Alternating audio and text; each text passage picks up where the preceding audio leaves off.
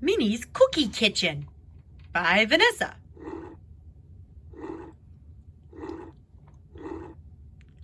I've got butter, you've got flour. The cookies will be ready in about an hour.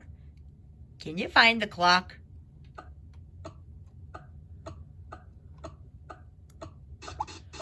Mickey said flour, salt, and good things galore. Vanessa gets the eggs.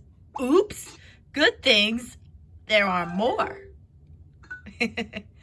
Mickey's at the fridge, bringing out the butter. Vanessa finds the sugar and the cookie cutter, not the turkey. Ooh, watch how well Minnie stirs in the eggs. Vanessa finds the chocolate chips. Mickey shakes his legs. Finds the cup, Vanessa.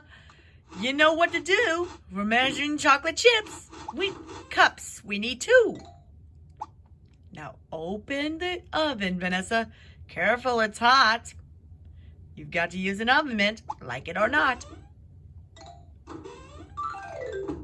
Mickey smells the cookies. Minnie can too. They're ready to eat them. How about you? The end.